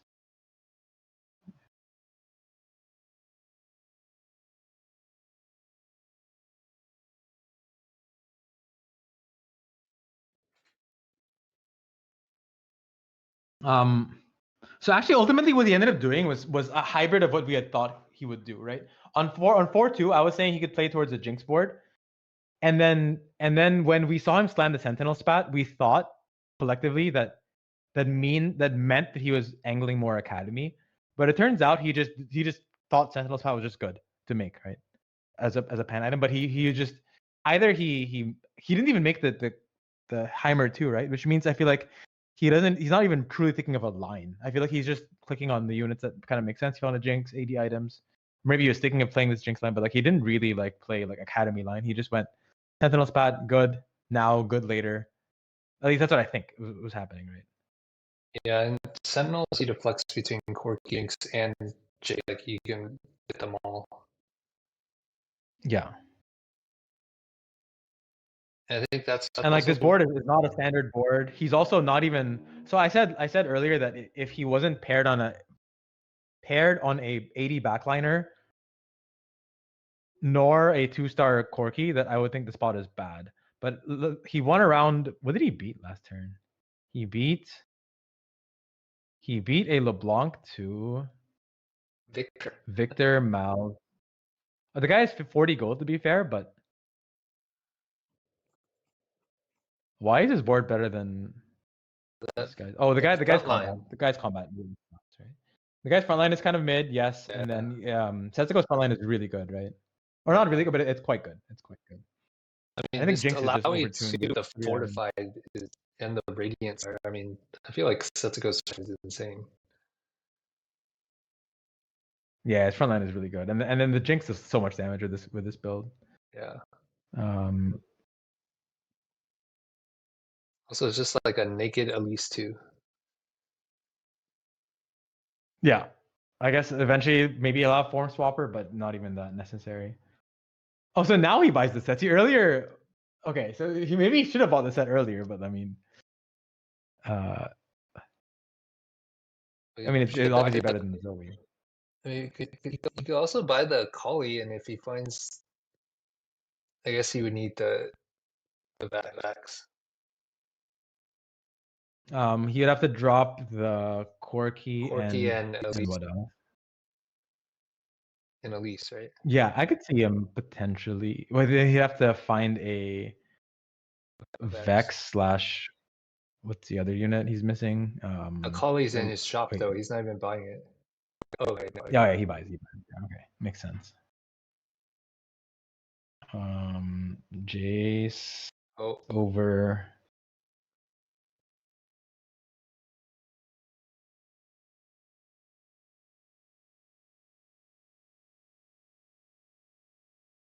Huh? Why would you take that Israel? What is he thinking here? Like, get out of He has no Rebel. emissary, right? Like 5 rebel, he's thinking he's not that good, but I think you just play the Ezreal here, right? Surely, yeah.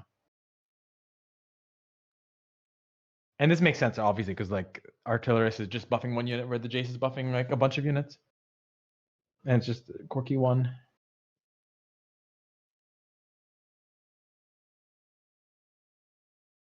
I have no idea how to place Jace's crystal. Like, you just put it backline near your carries. Yeah, I put like this when I want the backline AS. So like his current board has so much frontline that I wouldn't value more frontline as much, such that I would use the AS like this. I've seen people, and I think it makes sense as well. Like if you have items for Jace but you're lacking frontline, you can backline him and put the turret up front just to use it for more frontline as just like as a bait. But here it looks like he has enough frontline bait anyway. Rebel Fat would have been so nice here. Oh yeah. So then this is now just some Jace item, I guess, right? Shojin, Rageblade. Right, Shojin. Yeah, one of probably Shojin, just more gold, right? He's lacking gold for his backliners. Oh, Zoe's the rebel he's missing. Yes, you just send it now for Jinx. Okay. Okay, GG. you hit the board. So I feel like there's very few decisions now. Let's just see the outcome of the game so we can jump to the next one already. I feel like we spent enough This is time on this, but Cam. yeah, we have to assume now that he is likely like second or first, right? I don't know if he beats the Chem Baron board, but likely he doesn't, and it's second is my best guess. Then again, like Jinx is super overtuned with 3 items, so maybe he does. I don't know. He beat the Ghost. Oh, Ghost. Yeah, that was Ghost. And then now he fights it again, and it's close. Oh, he hasn't cashed out yet. Oh. But the other guy also hasn't cashed out, so Like, cashed out what? How do you get so many items? the Mel portal. Mel portal. Oh, forgot about that. Yeah, these are like no longer stage 4 decision making. I'm just gonna like Yeah. watch for us to just see the outcome of the game. Looks like he lost. The other guy had Silco 3, I think, or something, and yeah, and then he lost. Okay. So any major like mistakes in how we predicted this game would go? I think the big one was the 4-1. I think maybe we were just thinking too hard about playing the pan flexibility, which influenced all the other decisions. Oh, your Honestly, audio is like sorry. Your audio is like repeating a lot again. I couldn't quite let me get. try disabling my AirPods and.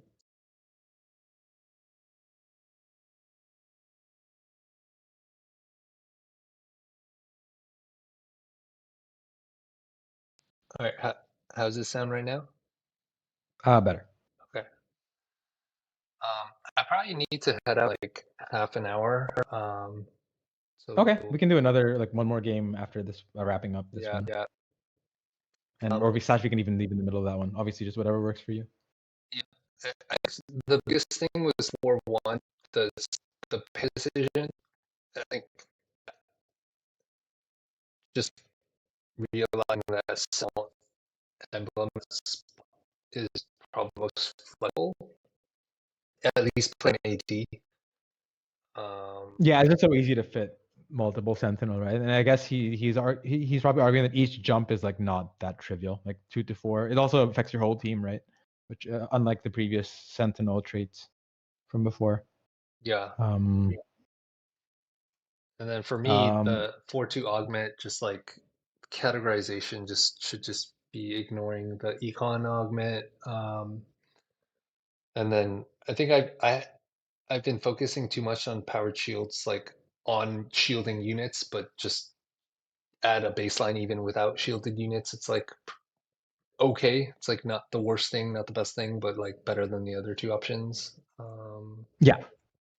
I think those are probably 2 biggest mistakes in my mind. It sounded to me like your thinking around win out was a little like you were potentially wanting to slam a little more than I was for like the Hodge for the Ambessa, and then there was also around like potentially taking malicious monetization to like hit the board. It sounded like you weren't super committal on both those decisions, but just something to be aware of. It seemed like, I mean, I can't say for sure what Setsuko was thinking, but in my spot, if this is my spot, I would think that weighing those decisions would be like easier to rule out in my mind because they don't seem very congruent with like a win out plan.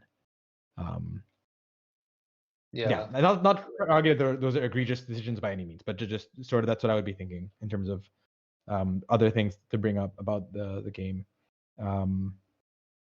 Yeah, I think the call today, like he's very clearly to especially since he knows that Corky's to two other players, like he's much hard committed towards chase the win out options, and so yeah, when you're playing towards that win out, then emissary is going to be just have a far lower cap. So yeah, I think we didn't do sense. ourselves also like the justice of like scouting how many people were angling Corky on stage 3, right? He likely knew that. I mean, he definitely knew that more than we did because we didn't look at his stage 3 scouting. Okay, cool. Anything else you wanted to go over in this game, or are you good to jump to the next one? No, that's good. Okay, let's do give me one more VOD review. Do you want to do a YBY game, another Setsuko game, or a Soju game? We could do a Soju game since he's doing well. Okay.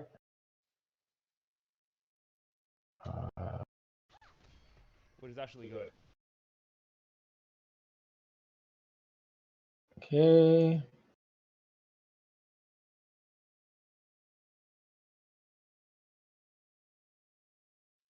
Can you see my screen now still? Yeah. Okay, so it looks like it is either Scuttle or Crab Rave. He is 84 HP with like a hybrid AV. He's like looks like he's super committed to some sort of a Heimer Academy board, right? Yeah. I guess his Trojan could still just be true AD. He could still very easily like not play the Corky that much and just Trojan as an AD item, but he's He could like do very likely exactly Academy. what Setsuko just did too. Yeah, that's true. He could Setsuko very had easily way just go. more Yeah, HP. yeah, definitely. He would hit more HP, but he could try for that. Although Given its Scuttle. with mentorship, the playing around 4-cost probably makes more sense. Yes, it is a little better now in that like you could mentor your 5-cost, but you'd have to find a victor or a mount. But yeah. Yeah. Oh, this kind of spoils what he's about to do because he already leveled and rolled. But So it must be contested, I assume. okay, so then let's. I mean, I guess okay. So given how much gold it would have been, we probably would have said roll on 4-1 anyway. So let's rate ourselves more so now based on we know he's rolling. How like what units is he gonna pick up and not pick up in this shop? Definitely wants Alawi, Rumble, Jace. You can play towards Jinx, like we talked about. Holding the Elise for Jace, holding the Echo for Jinx, and then just holding a bunch of Sentinels. I think that's about it as well. That's what I would think as well. Would you hold? Oh, you didn't mention. Would you hold Zoe? With the Shojin, yeah, I assume he doesn't want to play. I find it very interesting for both this game and the last game, like that neither of them are holding like Vex and Akali and Set, which makes me just assume he doesn't want to play around Rebels. So I would hold Zoe's just as a if you hit Zoe 2, it could just be at least a temporary play. Yeah, I think it can definitely fit on the academy board. You know, in the interim, a Zoe 2 Yeah. over like over any other. It also gives you sorcerer, some rebel sometimes, depending on. Sometimes it's 4 rebel with Alawi, but yeah, I think it's about. I'd agree with the units you mentioned. And Corky, I didn't mention. Oh, gotcha. Yeah, and Corky. Hey. Wow, he's rolling deep. He tends to roll pretty deep on PvE more than most other players. Would you care about Ambessa here? Mm,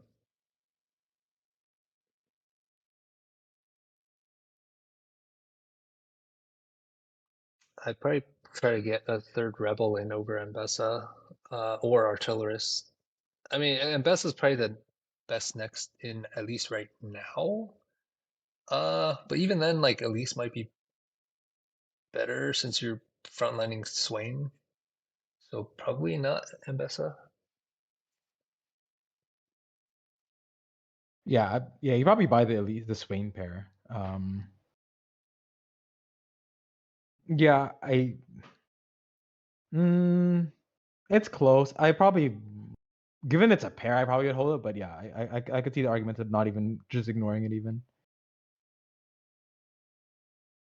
Oh, skip the rebel. Which rebel did he skip? The set or Uh, which one? He it skipped set was already, right? a Vex, and a Kali and a set. Here, he skips this Vex, and then Yeah, the it's just Kali. quite difficult to hold all of this. And given he's, especially given he's Sentinel spat, right? Like you don't really fit if you're, especially if you're trying to play 7 rebels. Sentinel spat is so hard to use on level 8. Yeah, level 9 it could be good though, right? You Yeah, get yeah, four it's just more so Sentinel. that he's already clearly committed to like rolling deep on. He's very likely to 8 the entire stage 4, right? Yeah, Um, yeah. Still missing a Rel as well. Um, yeah. Also interesting that he's holding this Twitch. What? Oh, So it looks like he just to avoid getting dizzy, he just gets out of the Swain already, and is just trying to. He's just super committed to the Sentinel units, right?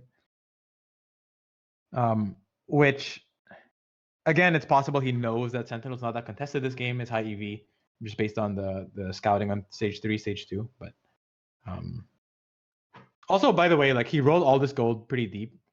He barely even missed econ, right? His econ, he missed 1 econ by doing what he did. Just like so on Crabrave, he rolled down to what was that, like 20 gold? So on Crabrave, he got back like 20 some. yeah, I gotta tell. And he also sold the Ambessa pair that he did buy for a little Mm, bit. Looks like Death Cap is a academy item, so like just something to note. but no anti-heal, so that belt's probably anti-heal. What would you do here in terms of order of operations? What would you do here? Um,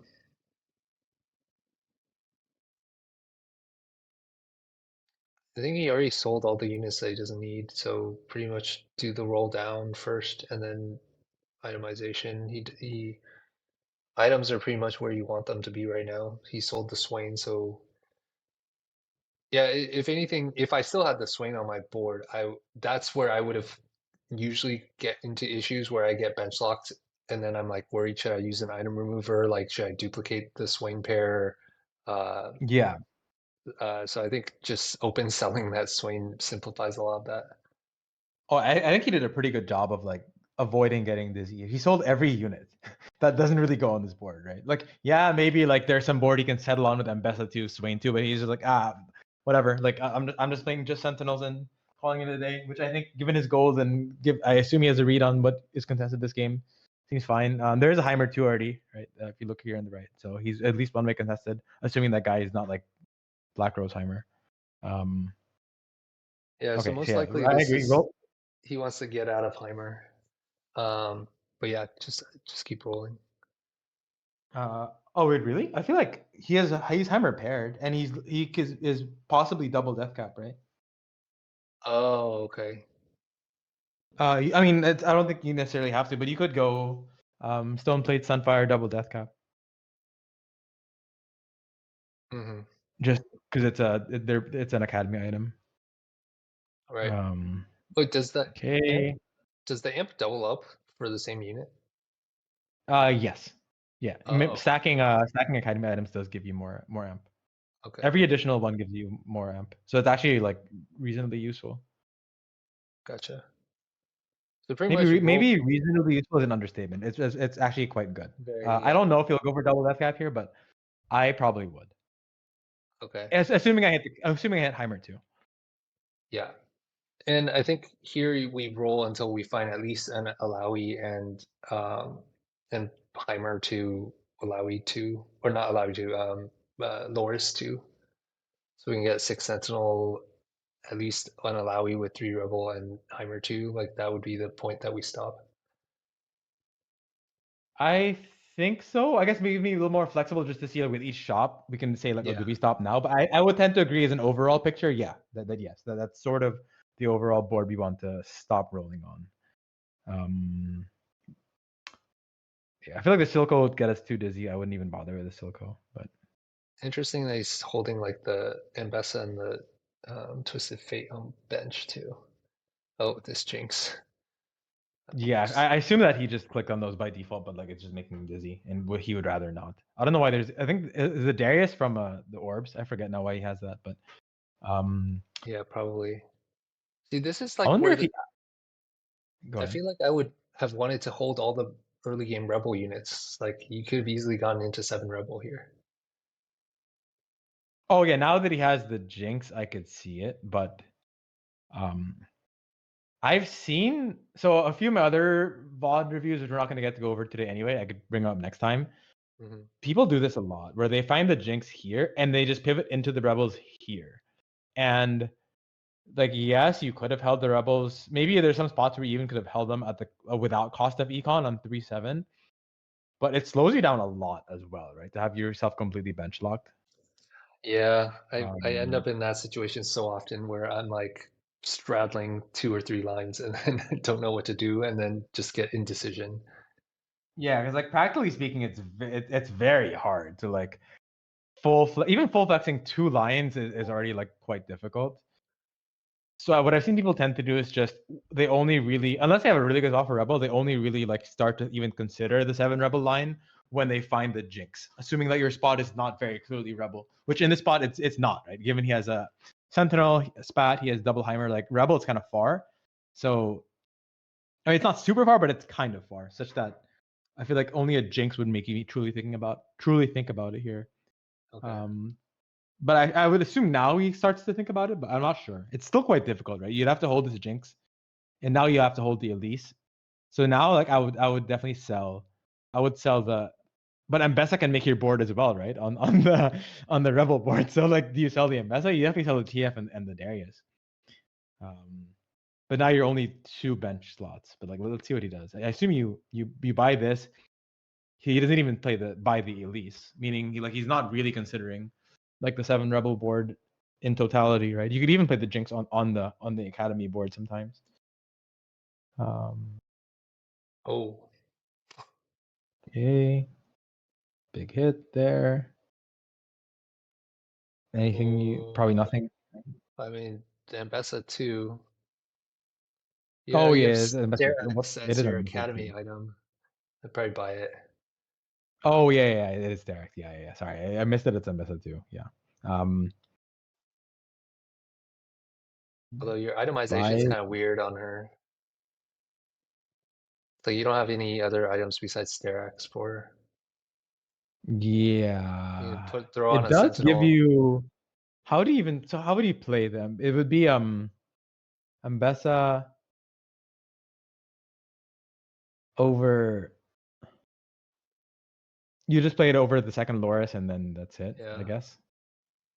I mean, as a just like a temporary holder for now, since we didn't find anything else and we're running low on time. So this is also where I mentioned earlier, like how much time we want to, save for positioning and itemization. And like when do we stop rolling?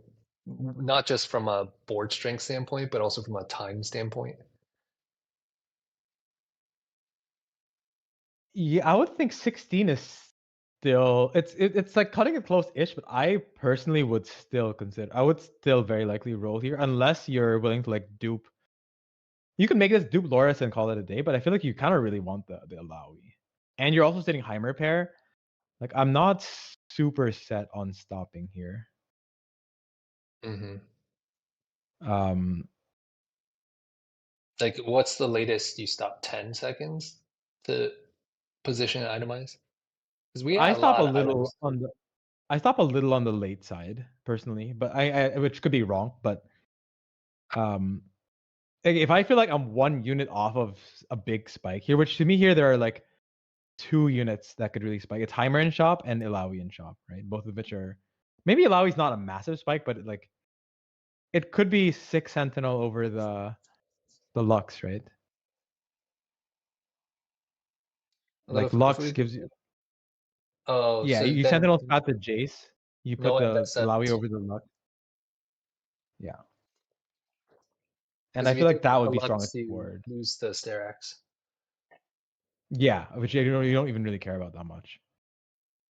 Unless you're committing the player on this Mbessa for a little bit, but So do you I feel even like buy this the Mbessa Mbessa is kind too? of a I'm actually not sure if I would. Because I feel like I would roll more here. So I think if you make this Mbessa 2, you're committing to stopping rolling for a little bit. But usually Ilawi is so contested that you want to find it now. 20 gold is like on a 4-1. Like I'm down to roll a little more than this, especially your Heimer paired as well. I personally would just not like I would not make this Mbessa 2. But you have no other items for it anyway. But I am not sure. That could be wrong. Yeah. See what he does.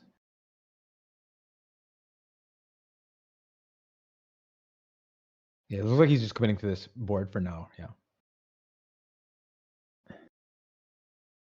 Well, No, so he just hard commits for this as his like very temporary, just to stop rolling basically. Yeah, so not, he does value this this double academy item. It looks like he thought about it for a bit, but why is he he not putting forgot he has this Sterax. Sterax? Oh, I think he just forgot that he has Sterax. I would have never even considered Mbessa 2 solo frontline. Tank M best. I mean, I guess it allowed him to not. He didn't even make the Loris, right? He sold. Did he sell the Lorises? Yeah, this is like the other game that we bought and reviewed before. I feel like people just don't like Loris. Yeah, he's buffed.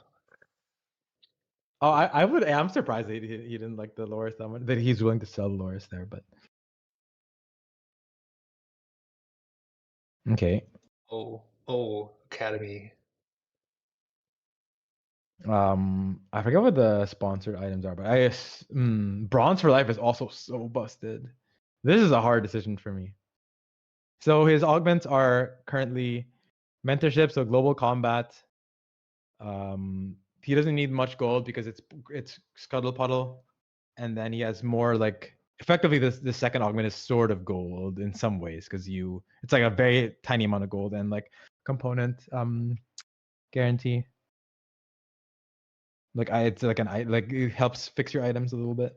Um, so what are we looking? What sort of a category of augment are you looking for here? We have team combat. Uh, yeah, I mean, basically team combat.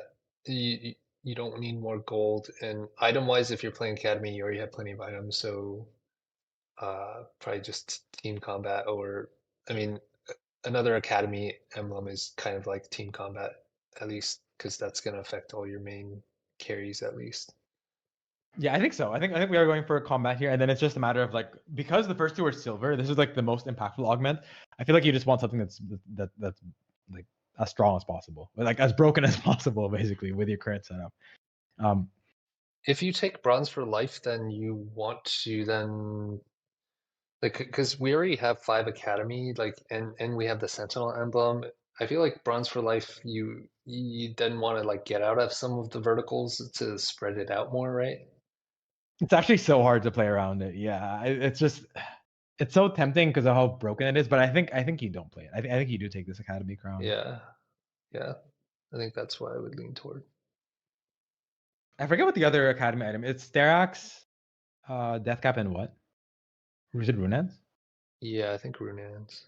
Oh, Runans is super busted on Ezreal, so I would be fine with all of these, I guess. Oh, why is Runan Um, so busted on Ezreal? oh, I'm pretty sure it's bugged. I'm pretty sure. I Oh, forgot where I read that. I'm pretty sure it's bugged. It's like double procs or some stupid. oh, And the stats show it. The stats show that it's super broken on him. Yeah. another like hidden interaction that you can kind of glean through the stats, but like you have to, or you watch your fights, or you're privy to community conversations. It's not even that crazy on the stats. I mean, I guess win rate's Uh 11%, but the ABP is not that insane. oh, as a delta, it is right. As a delta, I feel like you would never expect. It's like very unexpected, I guess, right? For it to be like that. Like Runes is not like based on anyone really, except it is on Ezreal. If you just look at craftable items and then like delta. Okay. Maybe it's not like super. Actually, yeah, it is basically best out of all his 80 items. Hmm. Okay. Yeah. And the player rate is not even low. Unlike because I think some people know that's why the player rate is not actually that low. Some people, a good number of people are actually knowers about it being super busted. Like otherwise, why else is Rune's 45k play rate, right? Usually it's like a lot lower than that. How did you figure that out Um, again? You just I think I saw, if I'm not mistaken, it was on a Reddit post actually. Someone claimed it, and uh then I recall a game that I played where someone had um the Runan's item augment on Ezreal, and it was way stronger than I would ever expected. I lost to it on stage 2 or 3. And I recalled that in combination with this Reddit comment, and then I looked at the stats, and all three of those signals together then made me believe that it's just broken, like busted, bugged. okay. And then I haven't actually even looked at the games closely enough to really know if it's bugged, but just based on all those, I just know it's like a really strong combination. Okay. Yeah. All Um, these nuances that I wish I had more time to research. yeah, a lot of TFT really is about that. I mean, to be fair, there's a lot of gains to be had not in that realm, but like, yeah, you could also get a lot from just knowing all this stuff. Yeah. So all that being said, I would assume Academy Crown here is Hmm. is strongest, and roll middle first probably. I mean, extra Sentinel Crown is also nice. 6 Sentinel is nice as well, but I feel like Academy Crown has to be, I think, is better, but Yeah. I would probably it's roll left first and then middle. I feel like Bronze for Life's so hard to play around, but okay. yeah. Need both of them. All right. Another death cap is, Wait, I so wonder if are you we triple death cap timer. he's already Not committed to sure. not rolling here? I I think guess he's it's just only for deciding, right? Heimer He's too. he's just deciding on what to do for now. But like, I guess you're saying that maybe could he? You're arguing maybe he could roll first before deciding on his items, right? Yeah, like I guess it's like is how important is Alawi? Because you're basically rolling for Alawi, Heimer too. I assume you want to buy that at least as well, right? Um, Oh wait, really? I feel like the Elise is hard to fit on this board. oh yeah, because you're playing 6 Academy now. But for Um, eventually you want it for the Jace, right? yeah.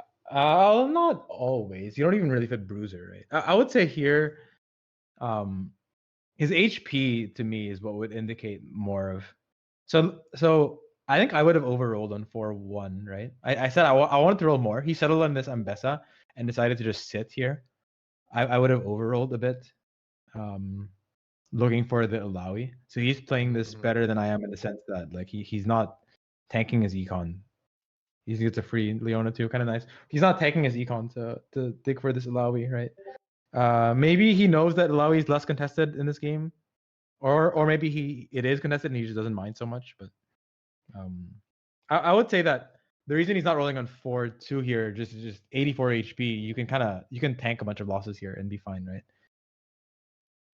Yeah, which is just he's at a similar dot to where Co last game from a Golden Ace standpoint. But his board is stronger than Datsuko's was. So Yeah, his board is at a similar strength point, maybe a little stronger with a 2-star 4 cost. This guy's a Jace too, though.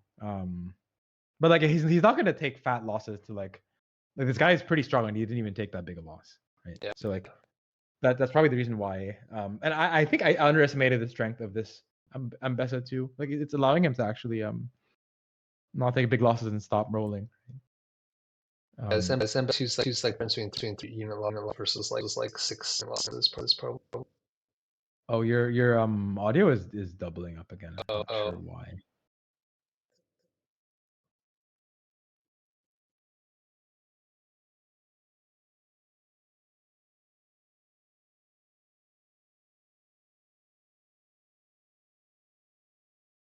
No, yeah, it doesn't always take.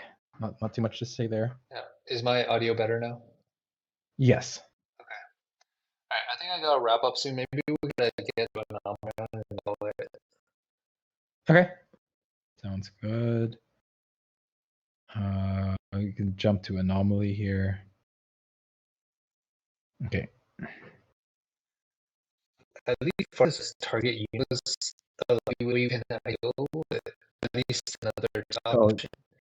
I kind of can't understand your audio again, sadly. All right. Give me a sec.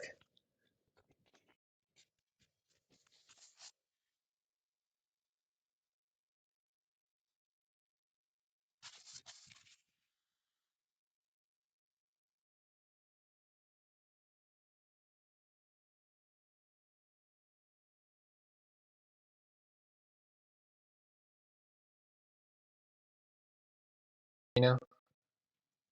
Yeah. Okay. Okay. Um, as far as units target goes, we would have closely Malawi. I don't think we want an anomaly timer, which I think then it's completely the Jace or the Rumble. Why not the Heimer? Oh, yeah, I forgot we're playing Gold Academy. Yeah. So Heimer seems the most sense actually. Yeah, I feel like if I would think Heimer here is fine. I don't 64 HP, 50 gold, but the other guy with Jace too. I feel like I wouldn't be too upset with a second here or even a third personally. Maybe I'm undershooting with that, but I feel like greeting for like an anomaly like a Rumble or a Jace is like playing for first when this spot to me doesn't seem like you should be like truly playing for first, especially someone that I don't know. I guess that's his girlfriend Sarah at 73 HP. I don't know I don't know who was truly playing for winner on this lobby, but I would imagine like assuming standard lobby, you're playing for like somewhere between 1 to 3 here. Okay. And that being said, that doesn't indicate to me that I would want to like I like take an anomaly for a non-paired 5 cost in the spot. So yeah, I would be thinking on of Heimer here. Okay. Whereas, for example, in Macau, someone took an anomaly on like a Rumble. Playing for win out, they took like second chance Rumble, like on like a naked Rumble, and they just kept upgrading the Rumble over the whole game. They literally got every Rumble upgrade and won out, like at the very end. And that was like very clearly playing for first, and they had a good spot to play for it and won the tournament. Like that. Okay. I think these are two obvious skips for now, right? This one. Yeah. You can maybe argue you take this on like Rumble. I don't think so. If you're truly playing for win out, I would imagine no. Or Chase. For he's actually we can He's play his thinking lobby about here. it for M-Pesa. That would be clear top 4 play then, right? I would think so. I mean, if I want to end the game with It's so much HP, but yeah, I feel like you don't. Okay, yeah. Timer. You take this on Heimer, right? Yeah, I feel like you just take this on Heimer. Call it a day. fucking triple Rabadons, Yeah, actually, I think it is triple Rabadons. Now that he has mana, Oh. and Rabadon is his best item on Heimer. You only get value out of Rabadon for putting on Heimer. It's either Rabadon's how many Rumble or lobbies are gone? One, Rabadon. 2, 3. This guy's 3 Heimers as well. Bro, just FF, man. He's holding a Jace as well. You're fucking dead, man. Like, you're dead. All right. Relax. I gotta wrap up, but maybe we can Okay. just summarize really quickly. So I think the decision on was it 4-1? Well, actually, even on 3-7, how deeply he rolled, given that it's Crab Rave, I feel like I never do that. But like basically on Crab Rave or Scuttle, you just roll to like 20 gold and expect to get back to like 40. I think that's a new insight for me. Mhm. And then on 4-1, the Ambessa to stop, and that his stage 4, he what was it? He won 3 and then lost 2. Yeah, I think he won 3, lost 2. We didn't That's see like 1, 2, 1, 2, lost 3. I think we didn't see his last one. I assume he lost. Yeah, 1, 2, lost 3. a But 1, 2 like, lost 3. given that his HP is 84 on 4-2, I feel like it makes a lot of sense, right? Yeah. So like that was way more FF stable than I expected. Particularly since he didn't have Heimer 2 and no Alawi 1.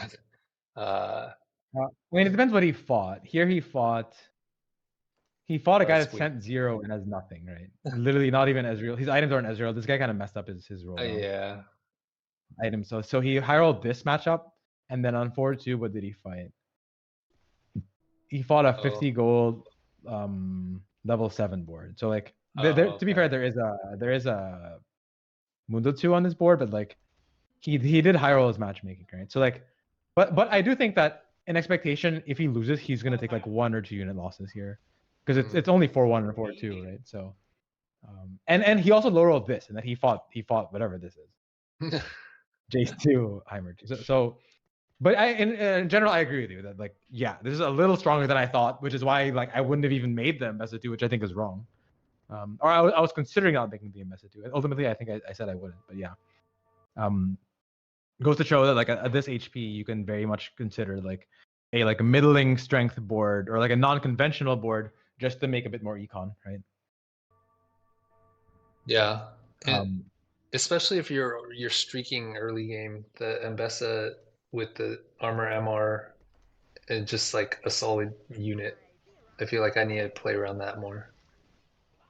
I just get scared playing this way that I'll end up with like 0 Alawis. Like let's just I don't assume that it's super high likelihood, but maybe I get too scared of that. But like, so like here he ended up with only 1 Alawi, but it didn't even matter. He has a Rumble too, right? So he found other outs on 9. So so like that's why he allows himself to like not send it for this Alawi, I guess, because he knows he has other outs by just saving econ, rolling on 9, and you don't really truly even need Alawi 2 when you have so many Sentinel units anyway, right? Like, And that goes you back just to have the frontline same. by a committee.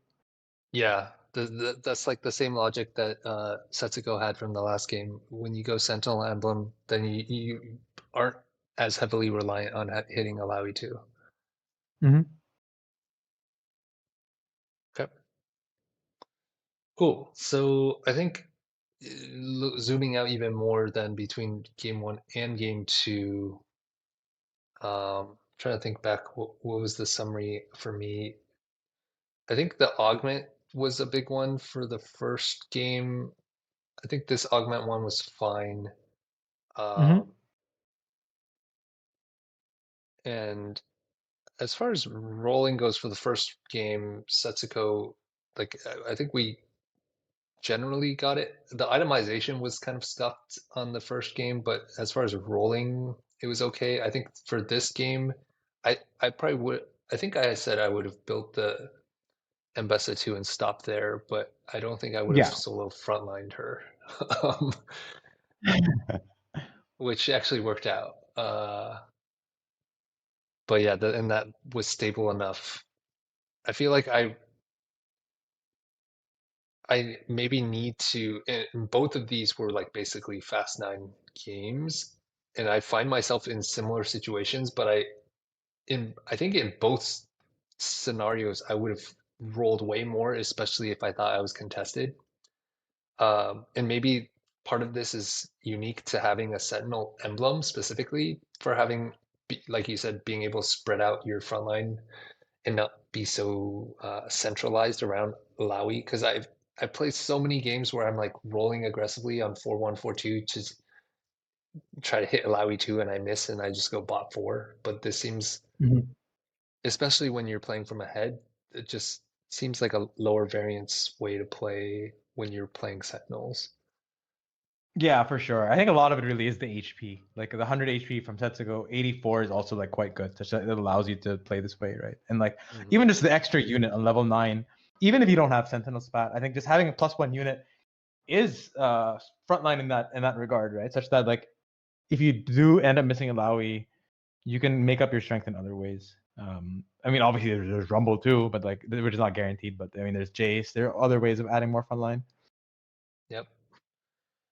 Cool. Any other major takeaways or misses I had that kind of stood out to you to call out? I think this game, most of your predictions are more on point. The one thing is just like I mean, maybe it's obvious now, but like being more aware of like the academy items can stack, and is quite good, right?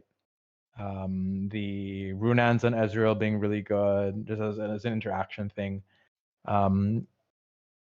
I don't recall any big misses from this game. So yeah, I think I already went over the stuff that I thought were big misses from the previous game. What's up? The anomaly. I've completely forgot about Heimer. Like if Oh yeah, you were somehow like not thinking of Heimer too much, which yeah, I forgot we were playing around Vertical Academy. I was like tunneling on still like Jinx or Jace as like the end goal. But oh this gotcha. goes back to even the first minute of observing this game around mentorship, like should be playing around the 4 costs.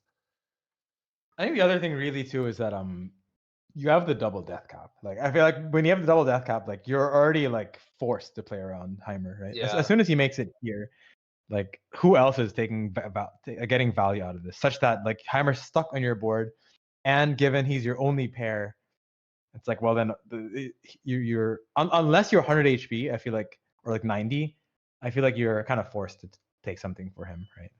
yeah. I was also surprised in his endgame board he was not getting mentorship value on his main carry in Heimer. Oh, because he had Jace up front. Oh, interesting. I guess he just really wanted frontline. Oh, because it's because his items on Jace have to be that way, right? Has to be melee. Yeah, But yeah, it's kind of hard to then mentorship the Heimer. But yeah, I agree with you. But thinking about it more, he'd have to like backline the Rumble. It's quite difficult, right? hmm Okay, sounds good. Yeah, we can pick up where we left off or do like other more.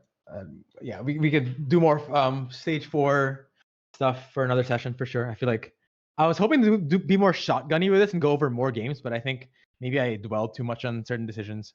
But maybe the next time we go over stage 4, we could try to go over more games. I feel like 2 is just on the low end because there's so many different approaches to different spots for stage 4. But we're also Yeah, limited by time, obviously. So, but yeah, maybe yeah. I'll find a way of being more like shotgunny with some of these, just to have a different approach. Okay, sounds good. I think overall this was really helpful and helped me kind of be able to just identify more clear patterns in leaks. So yeah, down to do more of a follow up next time. Awesome. Yeah.